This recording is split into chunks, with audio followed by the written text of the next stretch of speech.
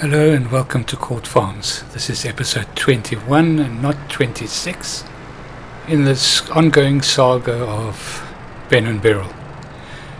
In this episode, a couple of things happening, but mainly we get on that sheep idea.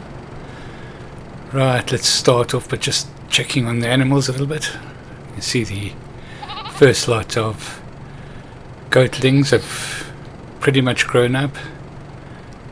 I think just over 6 months now. They'll start getting milk quite soon. You can see they've grown up from being little kids. They're now what we call goatlings.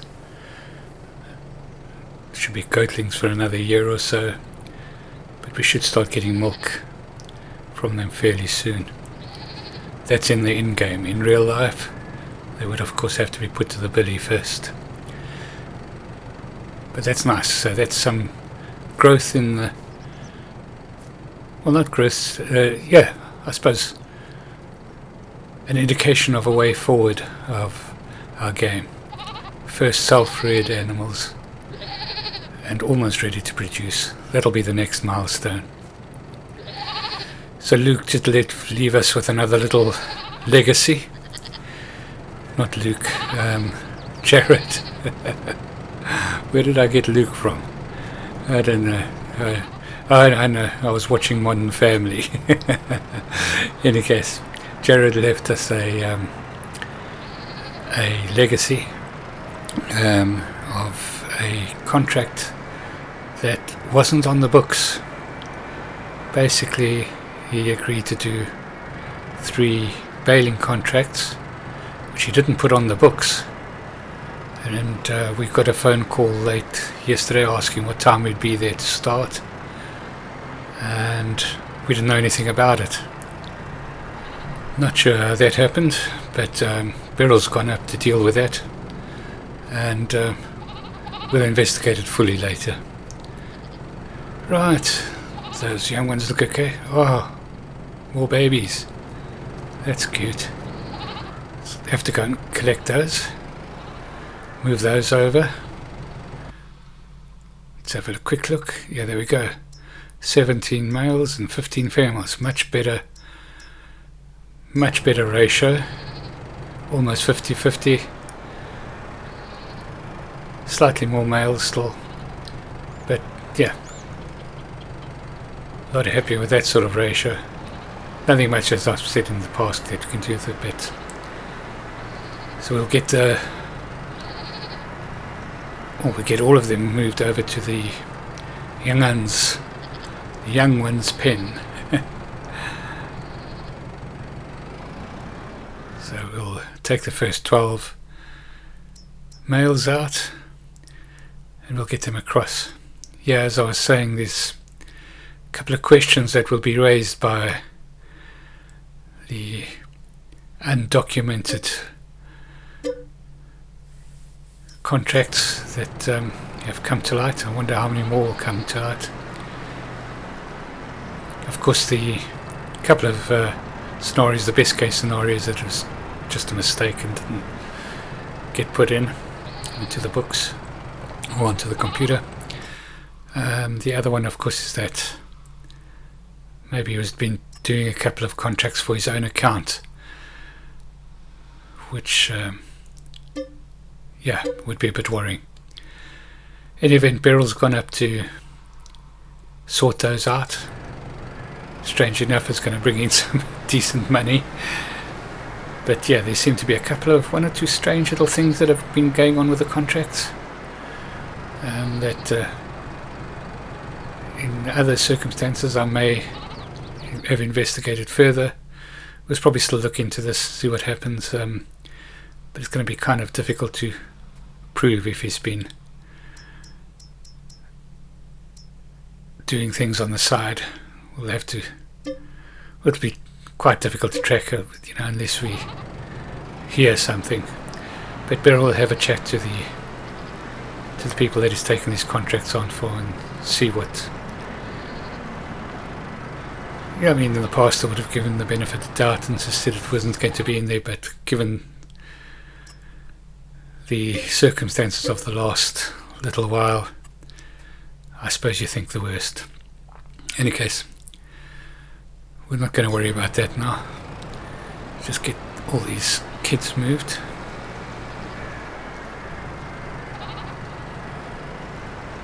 While we're doing that, I can also just mention that I'm sure if you've been following us a little bit, that you've noticed that we've been talking about getting some milking sheep in, and I've been kind of thinking and umming and ahhing about it, and just keeping my eye open. And I was having a chat at this stall at the other day, where I just popped in there to go and pick up some stuff, and Bill Wright, who was a sheep farmer from around here, just a little bit away from here, said that he had also been approached by the dairy to get some milking sheep going if he could, and he bought a small herd, but his heart just wasn't in it. I think it's the having to milk every day, and so he had a small herd of 60 goats up for sale, coming up with their shed. It's not a closed-in shed, but it's a shed of sort, and all the fencing. And he's offered it to me for £23,000. So I've taken that, and we're going to be building a sheep pen for some milking sheep, and getting the sheep in. Should be happening during the course of today. Just got to finish getting sorted out with these goatlings, or these kids. I think I might have to put a bit more food into the goatling enclosure now. I'm sure they're going to be eating a little bit more now that they've grown.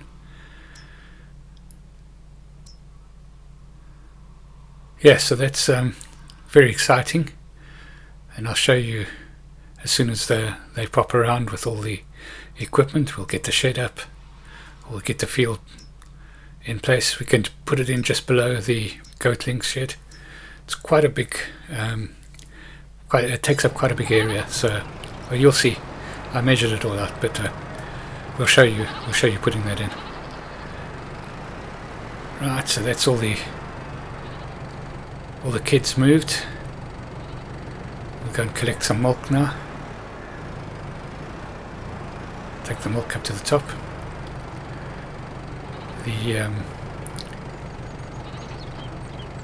I've spoken to the dairy as well, and they will pop in during the course of the day and put in another bulk tank in the top shed. So we'll have a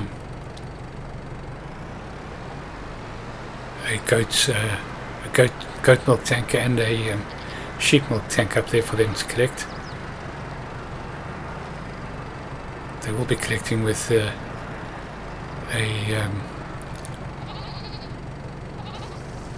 what they told me was called a dual milk container or container trailer. I think that's what they called it. So the trailer is split into two, and they can put goat milk into the one section, and sheep milk into the other section. I did say they have one that's triple as well, where they collect from some farms which do cow's milk as well. I don't think I'm going to get into cows, not at this point in time. Never say never, but yeah, not now.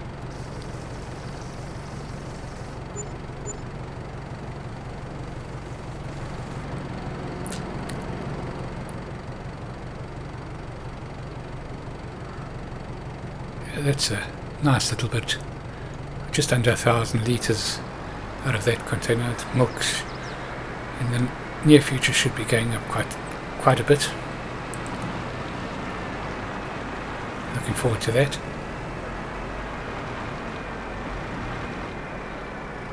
Let's get this parked off, and then we should be getting the stuff into to do that goat shed or the sheep shed quite soon. Let's get this tractor parked off.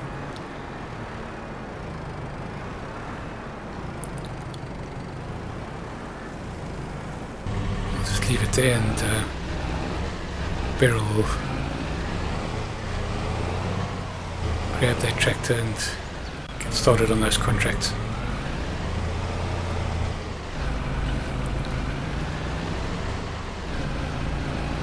Right, let's get up there and see what's happening. There's Max. Little do you know, you've got more animals to protect coming in. Should be in during the course of today. So we've got this large area at the bottom here that we can use. Still got to think of trying to do something with the top there. Thinking of eventually putting maybe some chickens or something in low maintenance. Feeling quite proud of our first goatlings. Starting to look like productive animals now, and not just cute little bundles of fur jumping around the place. Very happy with that.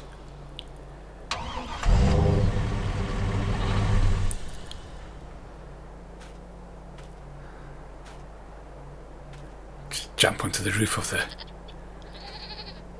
Land Rover, give us a good view. You can get that shed in there. As you can see, it's quite big. It's a nice bit of covering for the sheep if they want it. Give them the option. Just leave it over so we can feed from the same sort of area.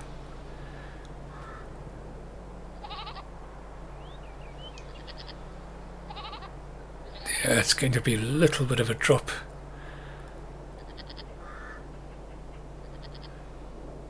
As we go down the hill, there'll be a little bit of drop in elevation, but it shouldn't be too much of a problem. We'll go and check that out as well.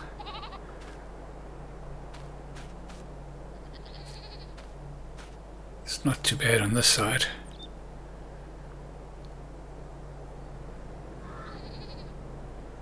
Looks like there's a little bit of smoothing needed out down this end here. We'll just get the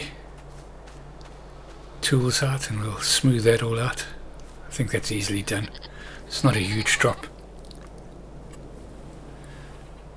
Once you smooth it out, it's not going to make much difference in terms of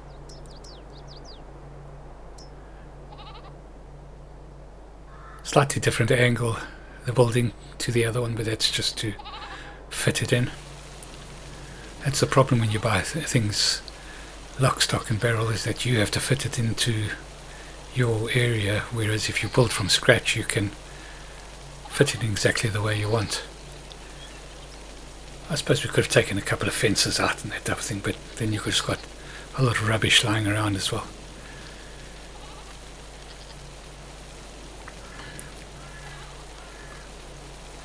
Yeah, so 60 sheep is, they're all of milk producing age, so we should start getting milk pretty much straight away. I think we'll actually have more, because we've got 40 goats producing at the moment, so I think we'll actually have more sheep producing.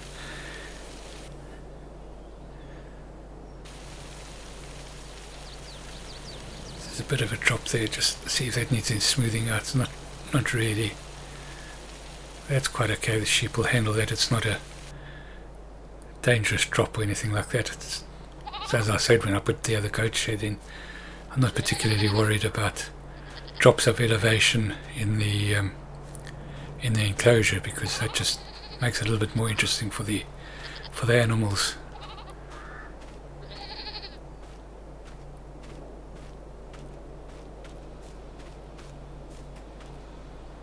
Yeah, it's pretty rustic, but quite fun. So let's just get the 60 sheep in, transfer those over. It's a little bit of transporting cost that we had there, but yeah, at the end of the day, just over £23,000, including the transport fee for the sheep, and I'm happy with that. Now we've got to feed them and water them. So let's go and get that sorted out.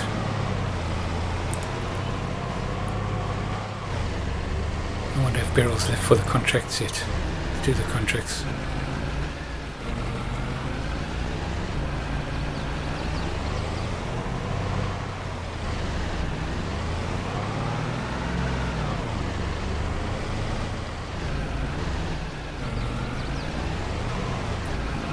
Yeah, it looks like the tractor's not there anymore.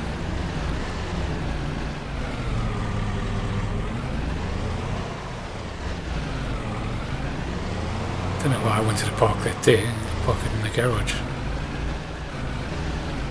Just get in the way there otherwise. We don't use it as much. Oof, what did I hit there? Another little scrape on the Land Rover. Right, let's get in the Massey and start doing a bit of feeding.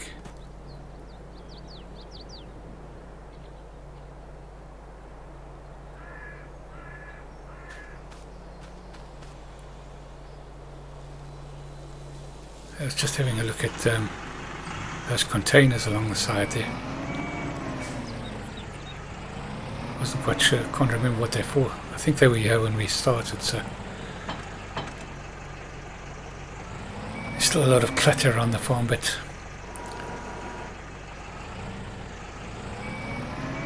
sometimes feel if the farm's not a little bit cluttered. Can you see that the haystack has fallen over?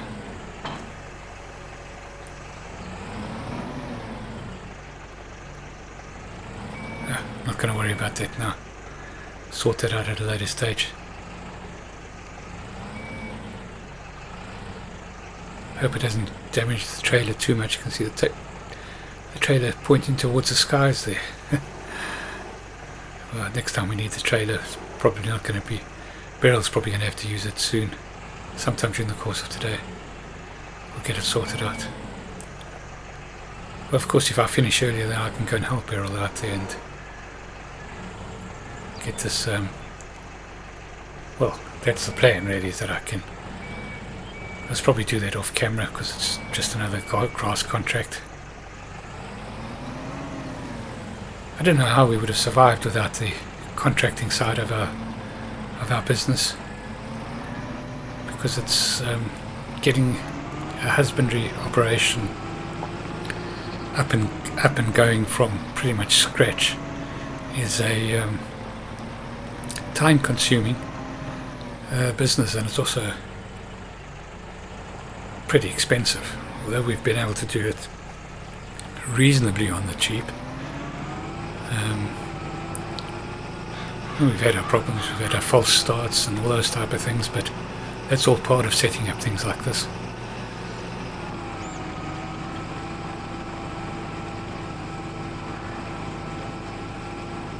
So I think I want to get about 4 bales in here eventually. We'll put these 2 in first. Try and get some water. We need to plumb in a tap into the water troughs. the water trough. Is it trough or troughs? Trough. Yeah. Yeah, that got all that. At least they've got some feed. Well, the interesting thing with sheep is that if, especially in the summertime, is not so much milking sheep, but certainly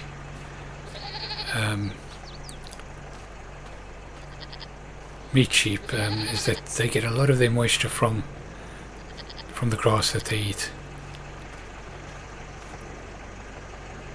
And they don't consume a lot of water. Milking sheep a little bit different. They tend to drink a bit more, and also that's why we have the big cover. If this was just pure meat sheep, we would not even really need the cover, because they would. It's not to say they wouldn't use it, but they would. They don't really need it. They're quite happy to just sleep wherever they are when they get tired. But the milking sheep are a little bit less hardy, and that's why we've put up some sort of shelter for them. There we go, that's the tap in. Nice and easy. I think I'll just go and pick up a trailer to get the water transferred over.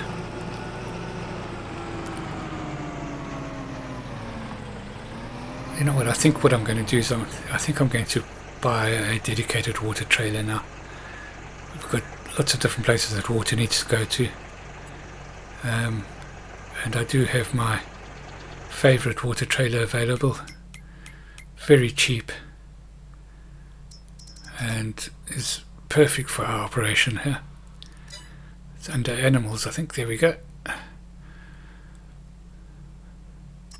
SMP 3.0. I think I use this just about in every Let's Play that I do.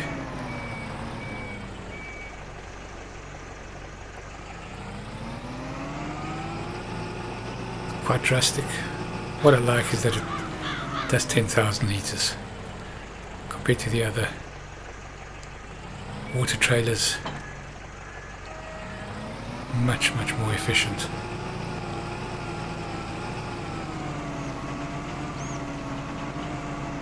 I'll just go and get that filled up.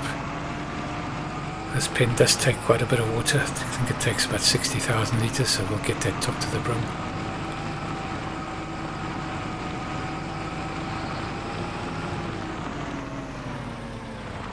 As I said, normal sheep wouldn't use anywhere near that amount of water, especially for 60. I think this enclosure can hold about 200, so we've got a bit of space.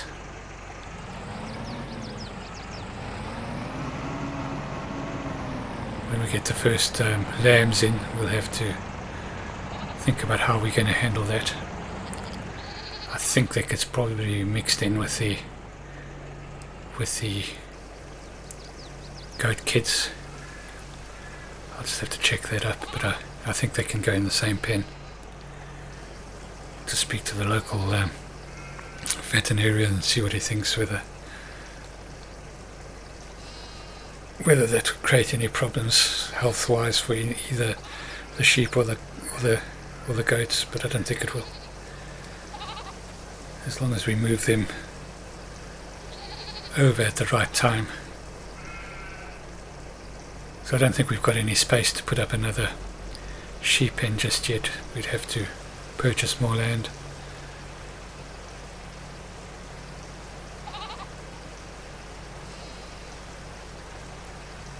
Yeah, that's working nicely. It's going to just take a little while to fill up with water. Didn't show you the whole lot. To take a little while. We'll just park this off. We'll leave that up here for now. We can use that for the for filling up the other pens. It's been a little bit damp. Beryl's just So the grass is starting to get a little bit too wet to mow, so we'll have to do that later. We'll probably just do that off camera as and when necessary, but instead of starting to clog up the mower. Right, so how much have we got? The water's full. We've got about 16,000 in there. I think, yeah, I did say I was going to put four bales into the sheep pen, so yeah, I think I can go and get another 2 bales and put them in there. It won't go to waste. So this little area has actually worked out quite well now. I mean, I didn't initially have a plan to have milking sheep in there, but kind of feel good about it because it's just an extra bow to the, or extra string to the bow. And I think I made that mistake in the last episode, saying bow to the string. Yeah, string to the bow. Quite happy with that. Maxwell hasn't gone over to go and check them out. He's just patrolling the centre there.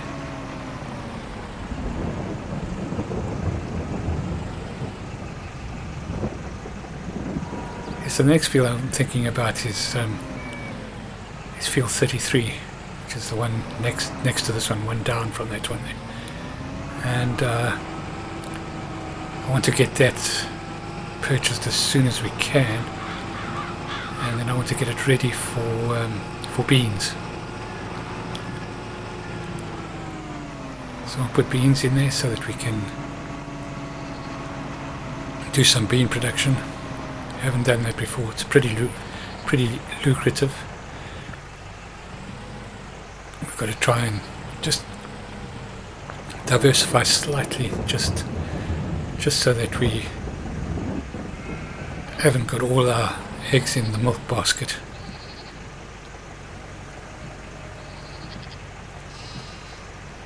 There we go, that's that done.